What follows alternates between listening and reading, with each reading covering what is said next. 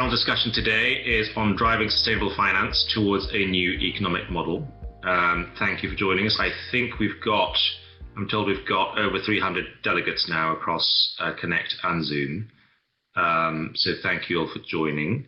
Thanks to AVPN too. I think you've done an incredible job. Thanks to the team for putting this together. I think this is now the largest AVPN conference, certainly the most virtual and the most global that we've ever had. So thank you. I'm just going to quickly introduce our topic now, and then do a quick poll, all of you, to see where you are before we dive in and speak to the panel. And I just wanted to say, actually, the perfect introduction to this topic came in my inbox a few days ago. And it wasn't an email from one of my colleagues working in sustainable finance. Actually, it was an email from my pension provider, which is just a regular mainstream pension provider here in the UK. And it was one of these coronavirus market update emails that I'm sure all of us have been getting in the crisis. And the first, it only had 2 points. And the first one was about how the market was changing, market update in a time of crisis. The second point said, we're focused on doing the right thing.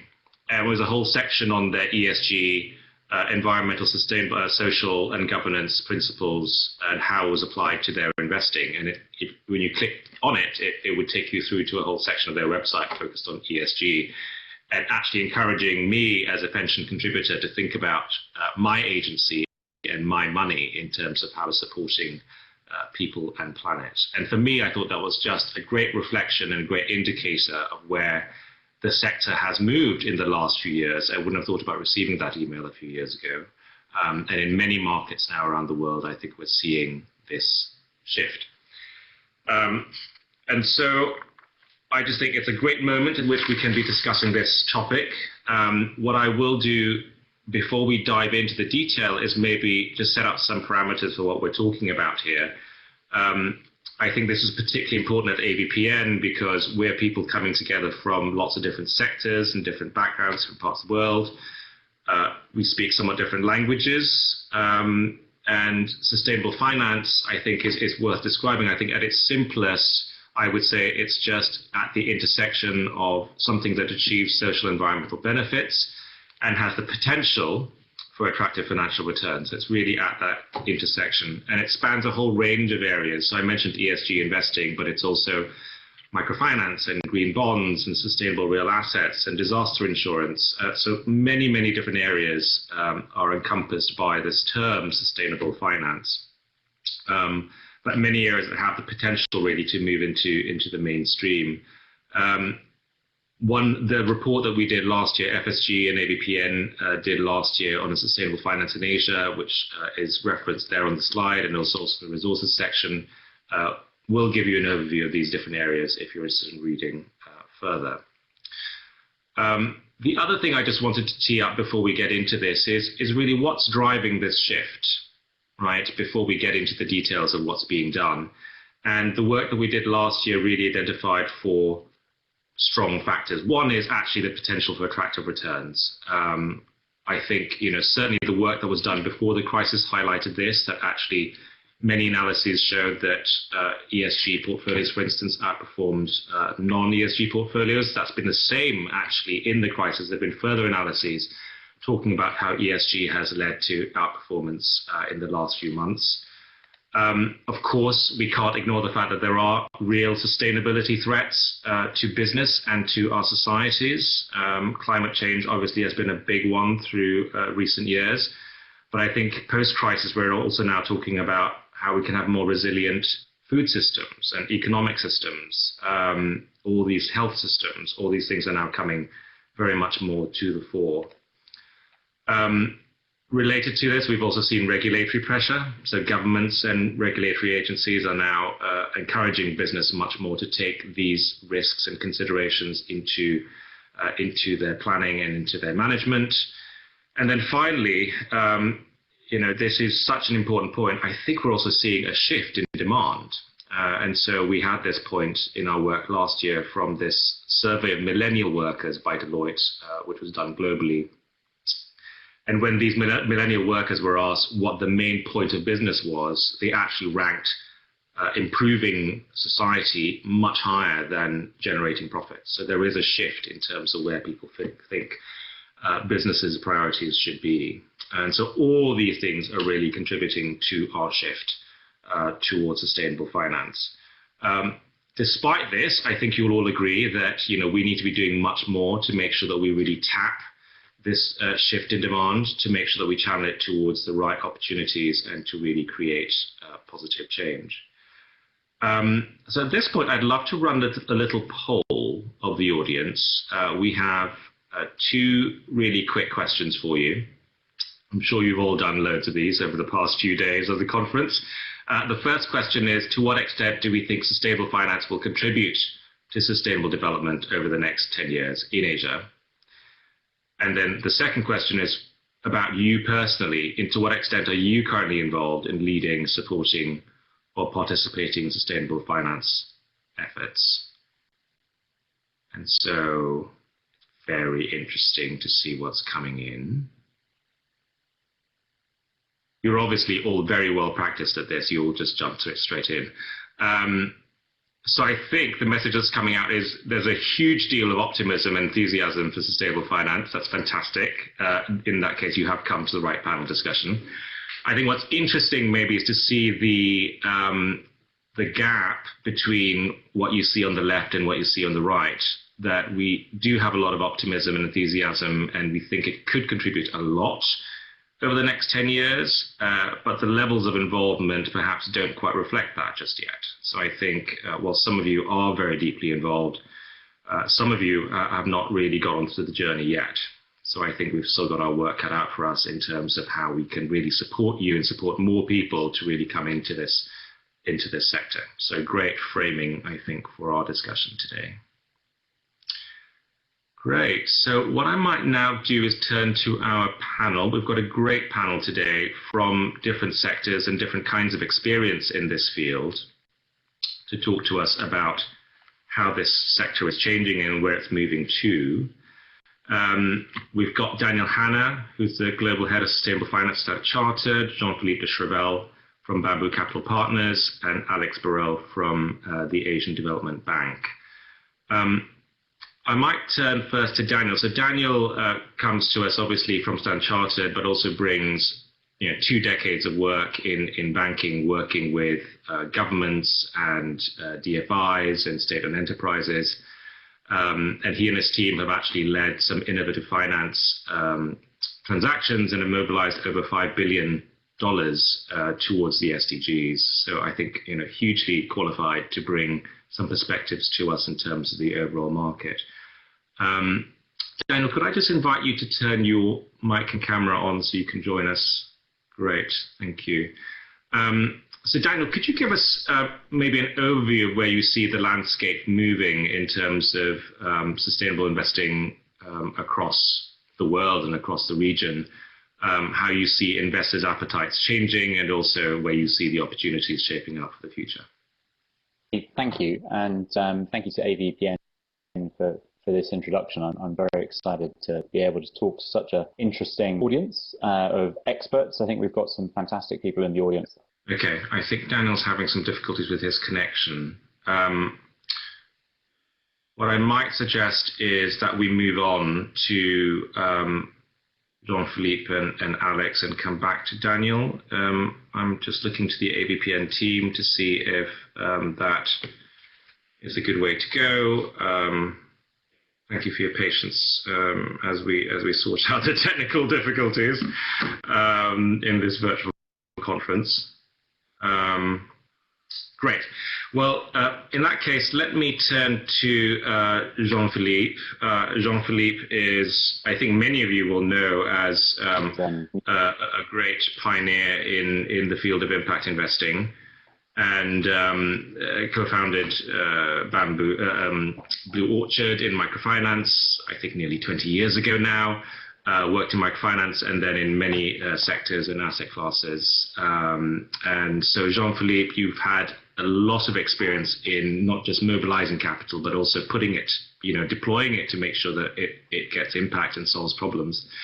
Could you tell us more about, and I know you're working on this new initiative, the SDG 500. Could you tell us more about the sort of initiatives, strategies, maybe, and models that are needed to really drive impact through this? Sure. Thank you, Harvey, and hello, everyone. It's a pleasure, and thanks for the invitation, and congrats to AVPN for, as you mentioned, Harvey, just yet another spectacular conference, Be Digital. Yes, as you have noted, we have since now 13 years, and for some of us 20 years or plus, tried to channel private sector money to where it's most needed, small scale companies, SMEs working in emerging markets and least developed countries. And I can assure you it's tough. I'm sure you all know that, but it's very tough. And attracting mainstream private investors to that kind of strategies is actually not an easy thing to do. And we've launched the traditional models of private equity funds and fixed income funds, but realized a couple of years ago that if we are really, really willing to move that money to where it's most needed, on the ground, in a granular way, to early stage SMEs, the model called blended finance is actually very powerful. And that's actually very simply put, public-private partnerships in investing, where public money from governments or multilateral organizations or maybe private philanthropy come in the first loss tranche of those products to de-risk private sector investment and specifically mainstream investors being interested in those products. And we believe this is a very efficient way of actually de-risking and catalyzing the private sector money, because very often they would flag the perceived risk to invest in those trusted strategies, the inefficiency of actually deploying small amounts of money early stage, and generally speaking, the difficulty of actually just going in an instrument or in investment strategy with limited track record. Now, with a de-risking mechanism such as blended finance and those public-private partnerships, we believe that we have found a way to actually combine the best of two worlds: public money channeling private sector, and together addressing the needs of small-scale, early-stage SMEs. The other thing is also that when we talk about public-private partnership, and specifically the contribution from the public sector, you don't necessarily only want the money. We have also realized that there are many non-for-profit organizations, NGOs, multilateral agencies, UN agencies on the ground with deep knowledge of the issues being dealt with hundreds, thousands of personnel and staff on the ground that could actually provide additional technical assistance, additional deal sourcing capabilities, additional monitoring, reporting, specifically on impact achieved. And so when we talk now about public-private partnership, it's not only about money, it's also about combining know-hows and knowledge. And combining those strengths makes us very, I think, powerful. Now, SDG 500, very briefly, is an initiative we launched on the basis of actually 6 impact funds we have developed over the last 2 years, each of them in a specific sector, each of them in a specific asset class, each of them with a partner: the International Fund for Agricultural Development, the United Nations Development Capital Fund, the International Trade Center, the Stop TB Partnership, the Smart Africa Alliance. And we are very proud of having been able to bring not only those partnerships to life, but also bring those partnerships together in a common $500 million platform that those partners have built together and are now presenting to the private sector, saying, guys, you always told us that we had small amounts of money to ask from you and difficult to believe strategies. Here you have the best of all the worlds. You have the UN agencies, the international NGOs like CARE USA, you have bamboo, and you have all the private sector investors coming on board into something that is very coherent, that touches all the SDGs or almost all of the SDGs in one go, that is very sizable, and yet at the same time very impactful. And we have used our knowledge of financial structuring to present this opportunity to the private sector in investable opportunities that they would recognize, meaning some of it is bonds that we are going to issue, some of it is private equity, and so in their asset allocation strategies, they have a box where to put SDG 500 and contribute to it. So I'll stop here, Harvey, but essentially my message is you can go with the traditional strategies in bonds, private equity, fixed income, but it's very tough to do so and at the same time reach the micro level of the early stage SMEs in these developed countries or emerging markets. And a way to do that is through blended finance. And because you use the de-risking mechanism of public money, but if on top of that, you're using the skills, the capabilities, the presence, the footprint of non-for-profit agencies to team up with you as a for-profit asset impact manager, then you build something very solid, very sustainable, and hopefully very scalable. Thank you. Great, thank you, Jean-Philippe. I think that was a great illustration of what's needed here to really get to these opportunities. And I also want to highlight that point about blending, which you mentioned, Jean-Philippe, that actually, to get to many of these opportunities, we need to really think about what the risk-return profile is of these opportunities. And sometimes you need to blend some more catalytic capital that's more flexible with the sort of mainstream commercial capital to really get to these opportunities. Thank you so much. I'm going to have a go coming back to you, Daniel. Hopefully technology is cooperating at this point. Daniel, if you're on, maybe we could come back to you and you could tell us a bit more about the landscape for sustainable investment, how it's changing. Thank you, Harvey. I hope you can now see me. Yes, much better. Excellent. Okay, well, apologies for the technological problems earlier. That is, I guess, the times that we are living in. I mean, first of all, let me say a very big thank you to AVPN for the invitation. And I think I'm very excited to be speaking with such an illustrious panel of experts, but also to such a great group of audience participants. And I'm really looking forward to the questions that we're going to hear later, because I'm sure there's going to be some really good insights. Maybe just to take a step back from what Jean-Philippe was saying, and again, pick up from Harvey's conversations around what the state of the market was. I mean, I think even before the coronavirus struck, there were two big trends globally that investors, institutions, and corporates were all thinking about. The first was very much technology, and the second was sustainability. In fact, I don't think there was a boardroom globally that wasn't talking about sustainability and how to incorporate that even further into its business models. And I mean, just to give you some statistics, ahead of the crisis, the COVID crisis, 1 in 4 of every single dollar invested in the world had some element of ESG or sustainable finance focus in it. The surveys also showed that 84% of investors were either pursuing some form of ESG analysis or had intention to do so. I think what's also really interesting is surveys showed that more than 50%, so 54% of consumers were actually prepared to pay a premium for products that had sustainability over non-sustainability products. So I think that sort of shows a really positive shift of interest in this whole space. But I think as Harvey sort of mentioned, and I think as we heard in the interview with José Viñals, our chairman, this isn't just about being considerate towards the environment and our communities. This is actually also just very good business and investment.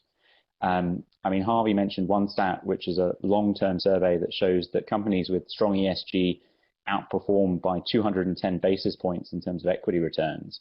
But actually, if you look at the S&P over the last 10 years, more than $500 billion of market value was lost due to ESG controversies.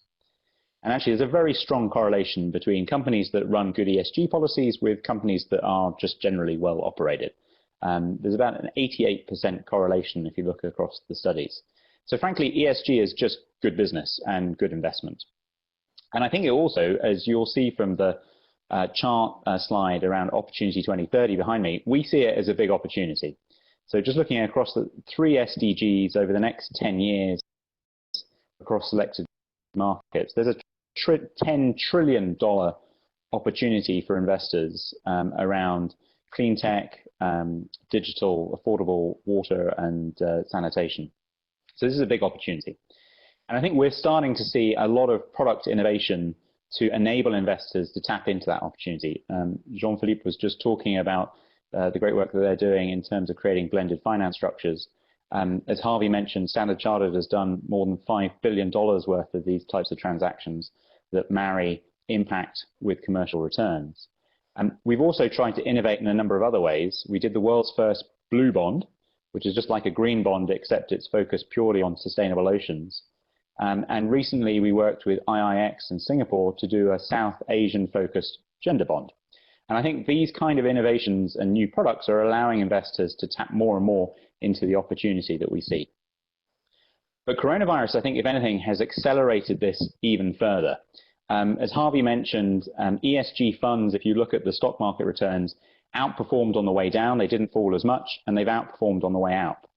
Now, I should give a word of caution. A lot of that is due to the fact that ESG doesn't invest in oil and gas, and we saw that big drop in oil prices. And so just by not being in oil and gas, there's a level of outperformance. But I think even allowing for that, we're likely to see this outperformance persist. And you can see that just in inflows. In every month during the crisis, inflows into ESG ETFs went up each month, even with the big shock to the market. And actually, Standard Chartered saw that as well. We launched a product last year, which is a very simple deposit product. So you can put a deposit with Standard Chartered, and the liquidity will only go to supporting the UN Sustainable Development Goals in emerging markets. The record month of inflows into that was in March, at the peak, if you like, of the coronavirus. So I think coronavirus is just accelerating a trend that was already there in terms of this focus on sustainable finance. So what about the future? Well, we've just completed a survey, and I think it's quite interesting. The 2 sort of SDGs that investors suggest are the big focus for us, are clean water and sanitation and health. And I think that's not surprising, given, I think, the focus that the coronavirus has obviously put on both health and broader social issues. And I think that's one of the things that will sort of change. If anything, there was a big focus on around climate last year. I think that's going to stay, but I think the focus on ESG will broaden into these more social areas. And I think the key to really getting more people into this space, and this is something also that the survey really shows, what is the big impediment to people investing in sustainable finance for the first time? Well, it's education. People just don't feel they know enough about the sector. They don't feel it, they understand the products well enough, and they don't really understand the frameworks. And I think that's partly the industry's fault, because we haven't done a good enough job in explaining it. There are a lot of different labels. It's quite confusing.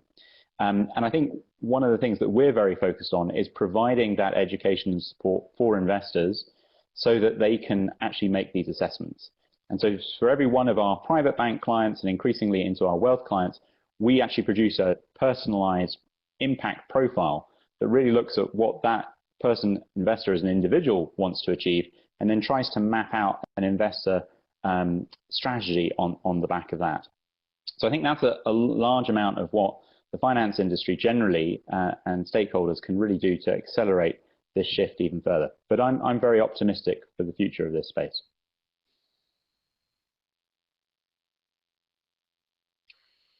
Great, thank you, Daniel. And I think the point about education is very well made. And I think that's an area, going back to the fireside chat between José Viñals and Naina, that's definitely a sort of pre-competitive, collaborative space where many of us on this call and through the AVPN network can actually work together to create that awareness and understanding, so people can really access these products. Great. I'd like to turn now to Alex. So, Alex, if we could have your camera and mic on. Fantastic. So glad we're getting technology working. And so Alex joins us from the ADB. She leads on private sector lending for the Philippines and the Pacific from ADB. Before that, held a variety of roles in commercial investment banking at, I think, Citibank. Get this wrong now, Citibank, JP Morgan, and BNP Paribas. So I think, Alex, you're incredibly, experienced and well qualified to speak about this nexus of, sort of public sector and DFI capital and efforts and the private sector and private sector lending. And I wonder, and I see this slide we have up already about something that I think the ADB is working on. Could you speak to us about, I guess, some smart ways for the public sector and DFIs to really mobilize private capital and then direct it towards specific needs here? Oh, Alex, I think your mic might be off.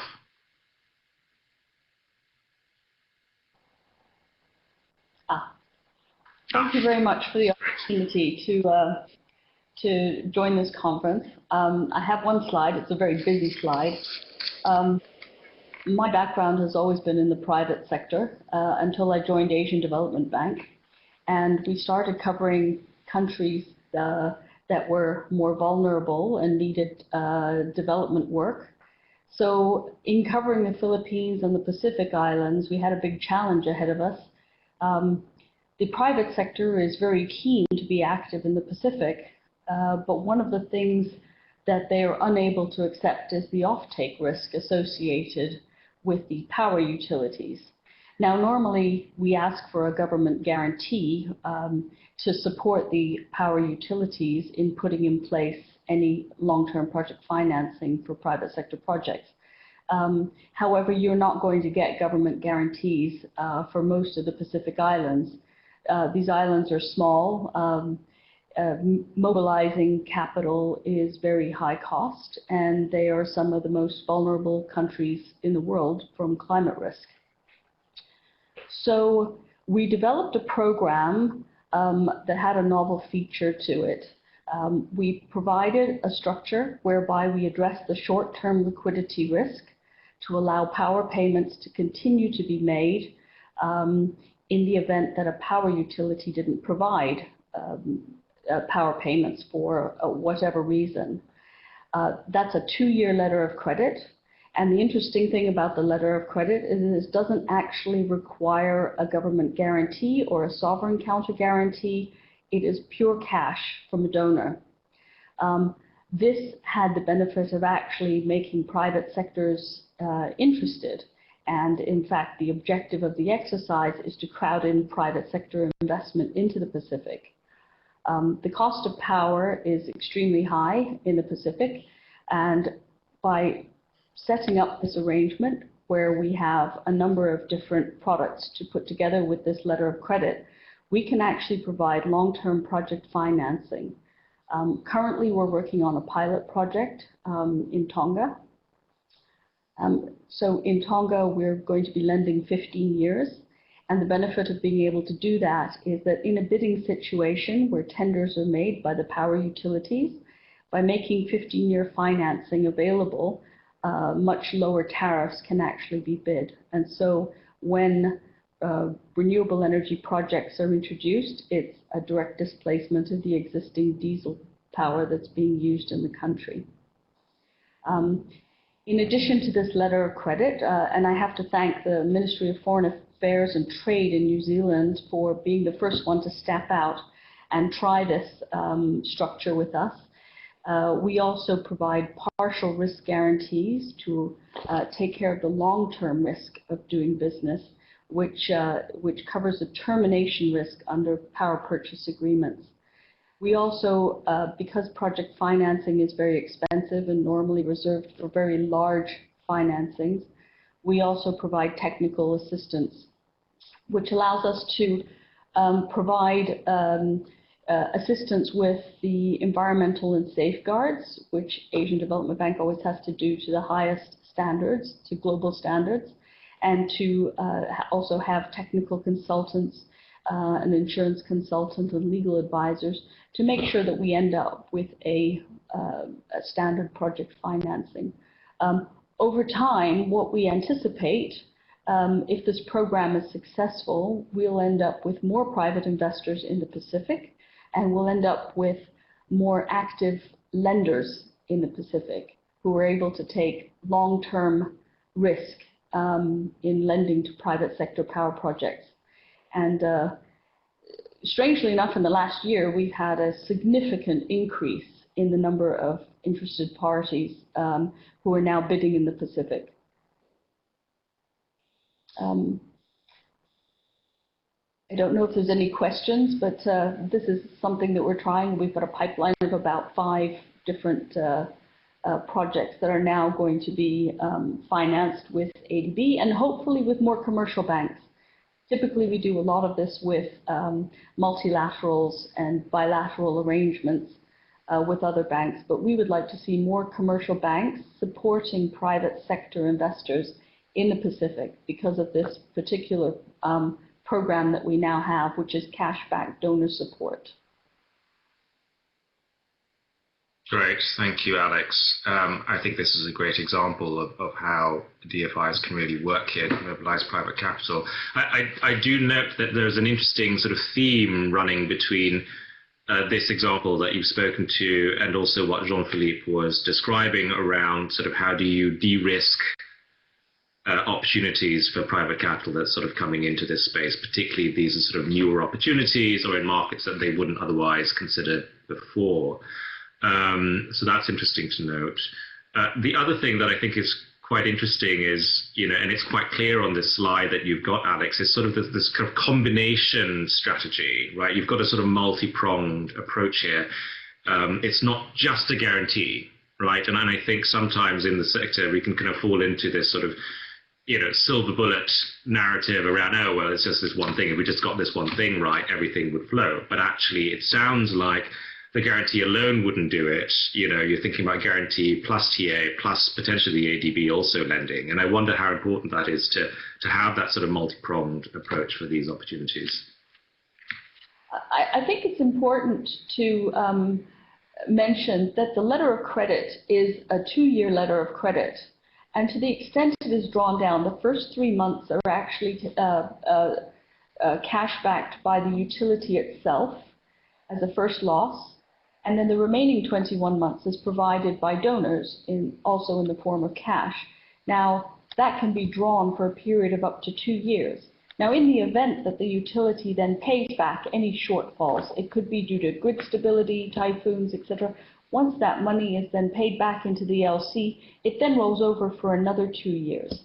So there is a stopgap measure. It's not just a straight guarantee, but it's something that allows the project to operate as an ongoing concern while it works its way through issues that might arise in the Pacific. And the idea is that once we've done this, and we've done it in one country, and for example, in the case of Tonga, once they've done this, this will be their second project. They've got future projects they plan on rolling out. Once they have some of this experience, hopefully over time, these types of support will no longer be needed, and the private sector will be comfortable with these types of risks. Great, thank you so much, Alex. What I might do now is just maybe turn to some of these audience questions for the panel. And I'm just going to pick out a few of these if I can get to them. Bear with me whilst I'm trying to navigate this box. Please do enter your questions into the box so that we can see them and pick them up for the panel. So I think that there's a question here really about investors. I think there's one question specifically about, what's the sort of minimum ticket for entry for an investor into this space? How do wealth investors sort of get into this for the first time? And I wonder if the panel might want to speak to that for people who are sort of contemplating this and aren't currently involved. What are ways for them to come into this? And I don't know, Daniel, if you wanted to pick that up. Yeah, no, very happy to. I think the good news is that there's a number of, as I sort of mentioned, that there's an increasing amount of product innovation the space. I think Jean-Philippe and Alex spoke to some very interesting structures that are being looked at to really scale impact in a significant way. But I think everyday investors can also now invest on an ETF basis. So we have ESG ETFs on our private banking platform. I sort of mentioned sustainable deposits. It is also open in terms of almost any kind of level. So there are some, I think, fairly I wouldn't say simple, but straightforward products that investors can come in at a smaller ticket. I think where you want to have sort of very focused impact, let's say you've got a really important theme around, I mentioned gender, for example, then it's about seeing what the product opportunity is in that set. And so I think, for example, there isn't very much at the moment in gender bonds. We've done the first couple. We're very keen to scale that. In those sort of situations, the ticket has got to be a little bit higher. But I think for the investor that really wants to just start in this space, I would encourage them to look at sort of the ESG ETF types or the sustainable deposit product that we've rolled out, for example, in Singapore. Great. Thanks, Daniel. I think there was also some questions here about energy in particular. So I think there's a question here about, I'm having trouble working this window, but there's a question about ADB Ventures and the mandate of ADB Ventures and whether that's relevant to this. And also, we talked about energy investments, but how do we think about other sectors? And I think there was also another question about different sectors. So maybe the question I'd like to pose to the panel, and I know, Jean-Philippe, you spoke about different sectors and opportunities that different funds would go into. Do you want to maybe talk about different opportunities in different sectors and how those, might be different between, and I know Daniel also spoke to different SDG themes that are in focus. How should we think about opportunities in different sectors? Are they different in terms of, the kind of readiness or maturity or potential? How do you see that?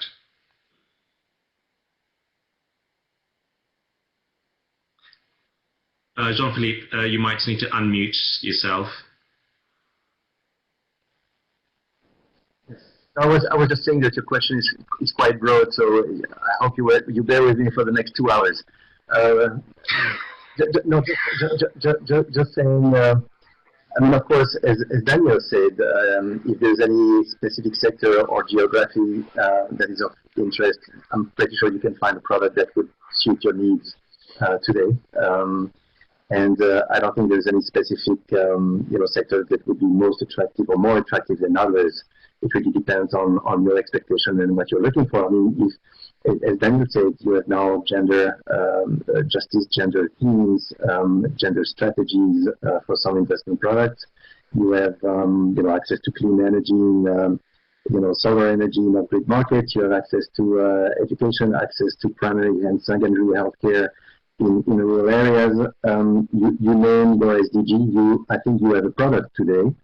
One thing that I see emerging quickly in the range of products, and that's actually, I think, a very promising trend, and that's the use of new technologies, big data, AI, digital, because for what we are caring about, which is impact on low-income populations, those technologies hold the promise of accessibility and affordability and massification, and anything that relates to tech for impact, and you name it, right? Fintech, edtech, cleantech, health tech are, in my opinion, very promising trends because you can, as I said, build companies, of course, make money, but probably leapfrog what would have been a natural, and linear progression of business models.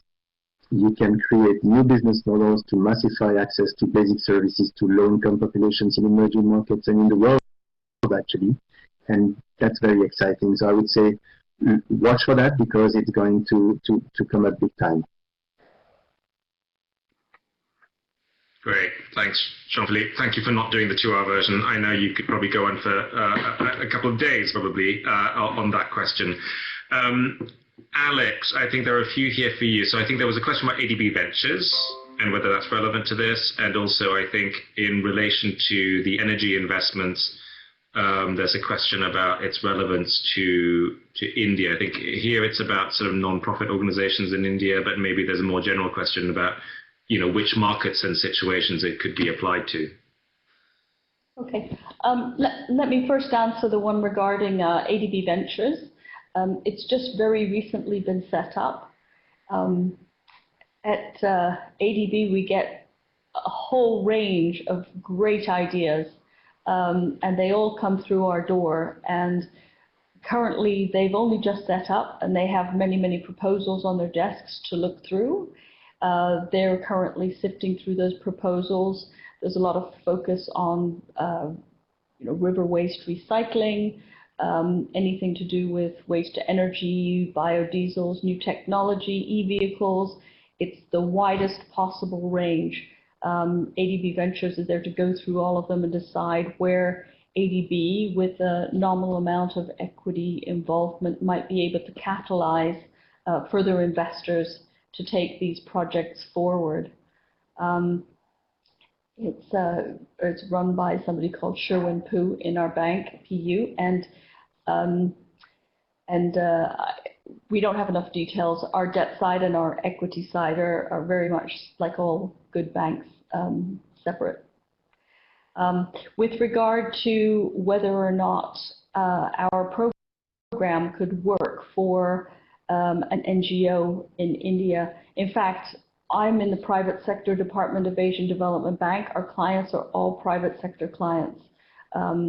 And what we're trying to do is mobilize commercial projects by using a little bit of assistance through programs that might build up private sector engagement in some of the more difficult countries. In fact, the program has been replicated already by ADB for a project in Afghanistan to also assist with renewable energy.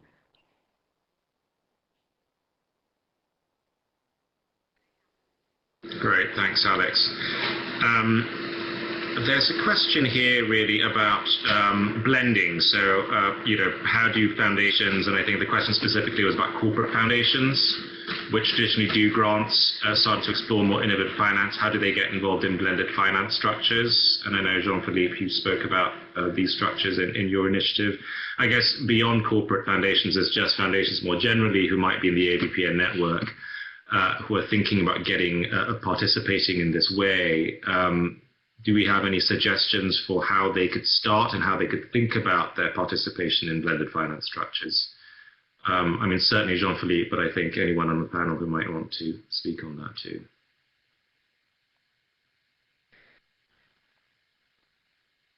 Then maybe I can start first, if that's okay, Daniel and Alex.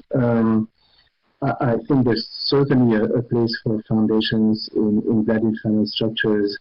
And of course, it all comes down to the regulatory and legal environment of the foundation and how it is actually authorized or not to make investments, although even if they're risky.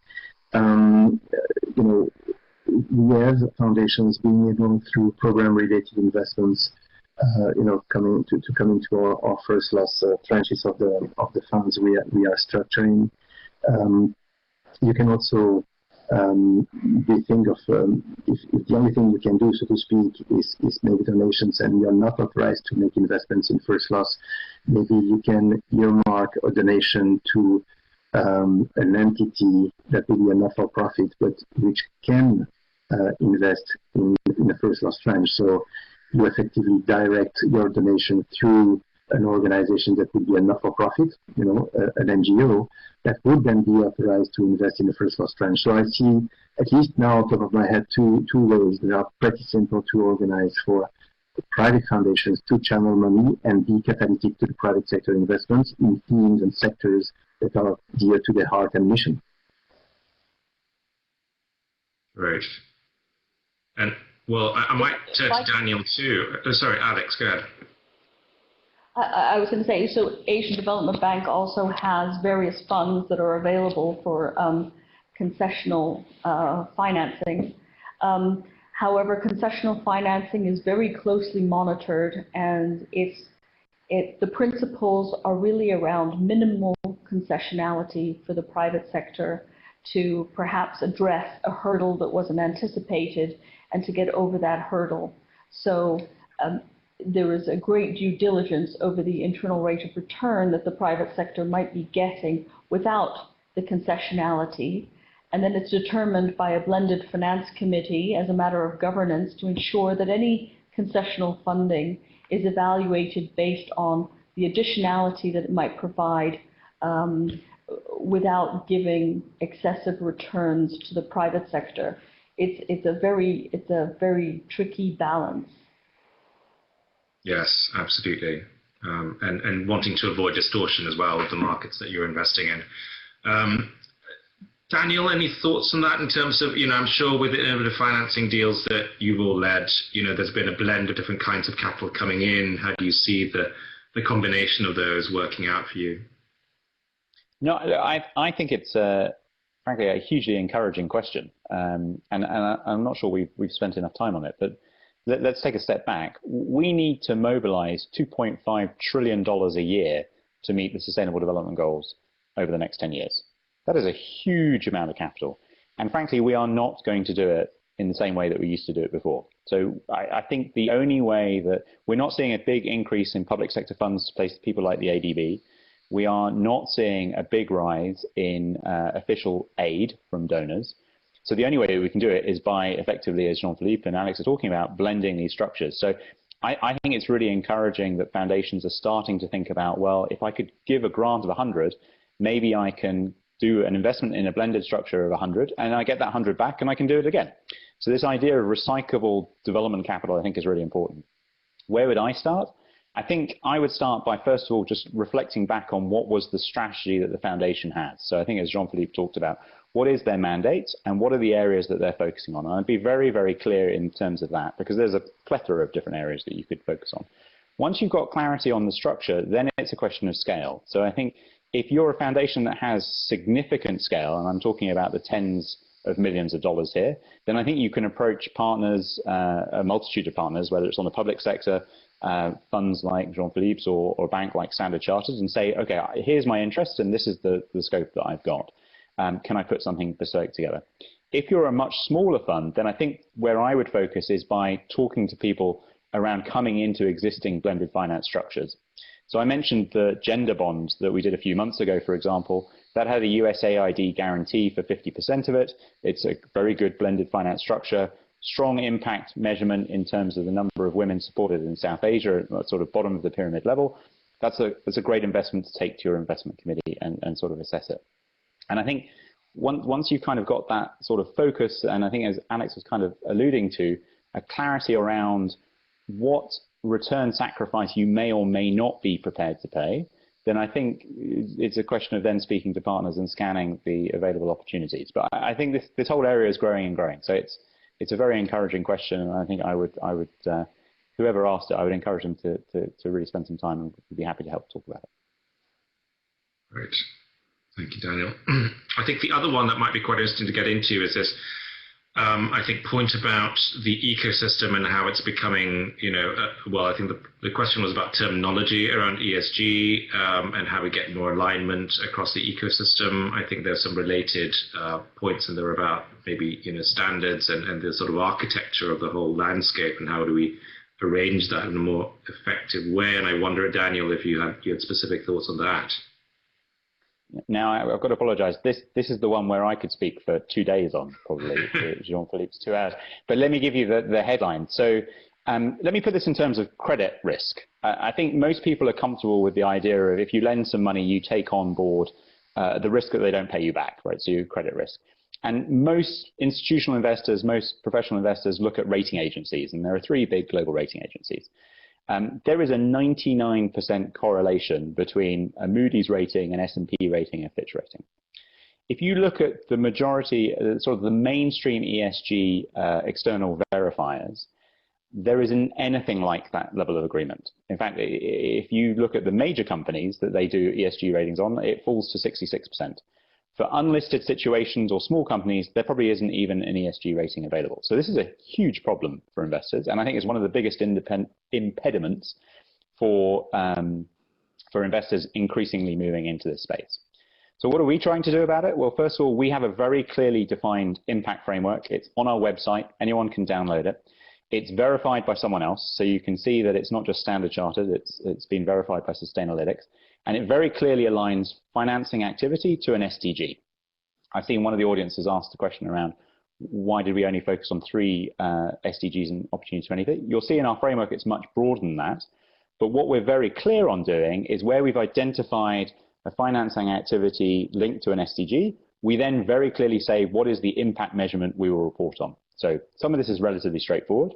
If we do clean tech, and we've got a public goal of funding $35 billion of clean technology in emerging markets over the next 5 years, we will tell you every year how many megawatts of clean tech we have financed and what is the carbon saving on the back of that. Some of it is slightly more complicated. We do a lot of microfinance, and so we report on the number of women that have benefited from microfinance in emerging markets each year as well, and that just requires a little bit more reporting effort. So I think our framework, we've tried to be very transparent and very clear around both what we're trying to do and the metrics that we're trying to show. And we're also working with a number of other parties, both in terms of technology, platforms, and all the financial institutions to try and get alignment around what are the definitions that we can go to investors and take. But it really does need a lot more work. And I think if we can get an industry view on this, and I think AVPN is a great platform to be helping with this, then I'm sure that will unlock a lot more investor interest. Yeah, absolutely. Great. Well, I think we're now being told we should wrap up to be respectful of everyone's time, given the timing for this session.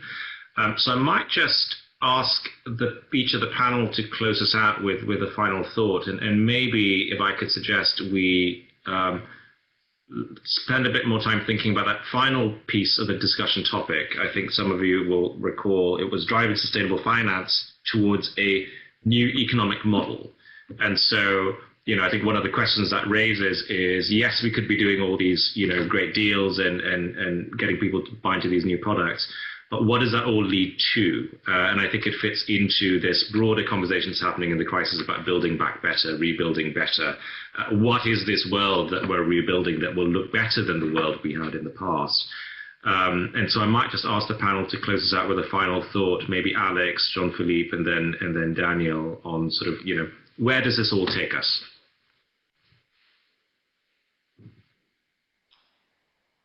Well, having a private sector background, I'm a staunch believer in the efficiencies of the private sector. So I would strongly encourage the private sector to keep doing what it does best. But look for opportunities to use donor money to mobilize the private sector and to make some of these projects happen. And that's where SDGs can be introduced into those programs, project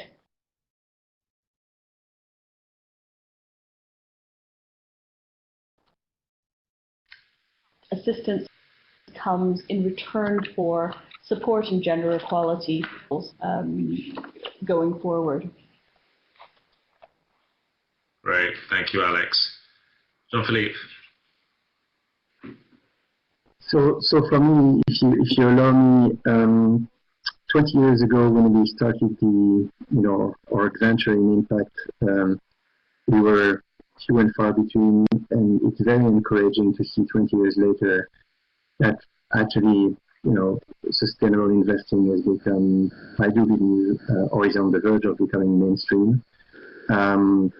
Many actors, many people, and as Daniel said, no boardroom without a sustainable discussion. Sustainable investment discussion. So that's very encouraging. I personally see a few trends at work today that I believe will accelerate this movement. As you were mentioning, Harvey, the next gen factor and the new generations really embracing profit with purpose and not on profit. I would say number two, a sense of urgency. Our planet is sending signals that we cannot go on much longer like we've been doing in the past. And if I know, my dream would be that we, over time, come to a redefinition of profit and the whole financial paradigm of profit maximization. Profit is, in my opinion, not only financial, and today we've seen, a trend from sustainable to impact. That is, you're maximizing the financial dimension if you're not harming social and economic dimensions. Then you're moving on to, okay, I want to maximize the financial dimension while doing something positive and proactive and intentional on social and environmental grounds. And I do hope that one day we get to a point where the three dimensions, social, environmental, and financial, are together maximized into a new definition of profit or total return, if you wish. And I'll stop here, but my dream in the next 20 years is that we have a new efficiency frontier which integrates the three dimensions. Thank you. Fantastic. Very ambitious. I love that. Broadening the definition of profit and I think value as well, right? How can valuations reflect what we actually value in this world? Great. Thank you, Jean-Philippe. Daniel, what are your thoughts on the future? Well, I'm not sure I can do justice to just how rich this conversation was, and I'm sure we could talk all week about these topics. But let me give you one reason that I'm worried and three reasons why I'm hopeful. So on the reason that I'm worried, I think once we come out of coronavirus and this current economic crisis, we will realize that the world is still on a pathway to not 2 degrees of warming, not 3 degrees of warming, but probably 4 degrees of warming. We will realize that we are well off financing the Sustainable Development Goals, particularly in emerging markets. And the scale of what needs to change and be mobilized is truly extraordinary, and we're only scratching the surface. So that's why I'm worried. And why I'm actually hopeful and optimistic is threefold. First of all, and I think you've heard it today on this great panel, first of all, I think there's a huge amount of opportunity for partnerships. So whether it's public sector, private sector, partnerships to unlock blended finance, whether it's technology, we're working with a number of fintechs in terms of sustainable trade into places like Malawi for tea, or working with fintechs to assess the emissions impact of our lending. So this scale of what you can do together and try and mobilize together, I think is really encouraging. The second positive is technology. Technology is changing historic trade-offs. Alex talked a lot about clean tech. It is now in 3/4 of the world, and I think it's 70% of world's GDP, it is now cheaper to install solar panels than it is to do a fossil fuel for a new power project.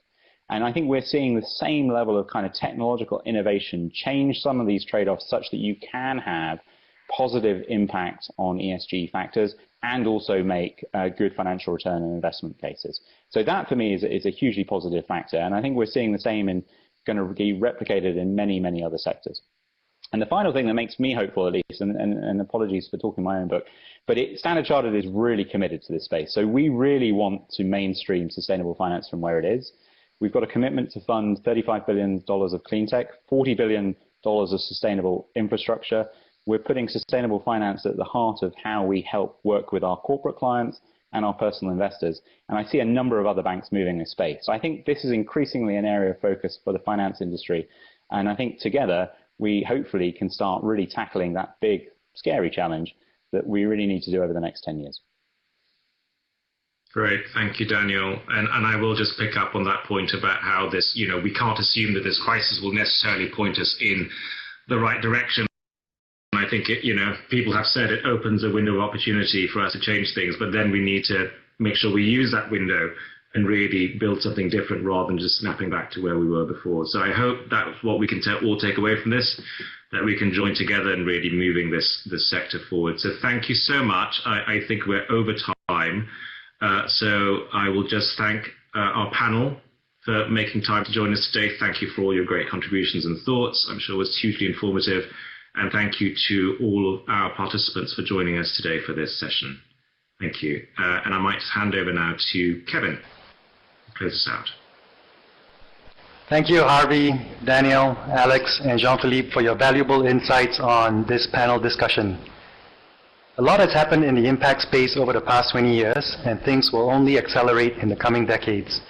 By engaging the private sector, foundations, the next-gen investors, and new technologies, we will be better placed to address upcoming challenges and the SDG gap. We unfortunately have to bring this session to a close, much as we would like to spend more time diving into the details, but we hope that you do stay connected to developments on the AVPN front on the various topics that have been broached today, as we will look to cover them in the coming months. Before we conclude, we would like you to participate in a quick survey to share with us any feedback you may have on this session.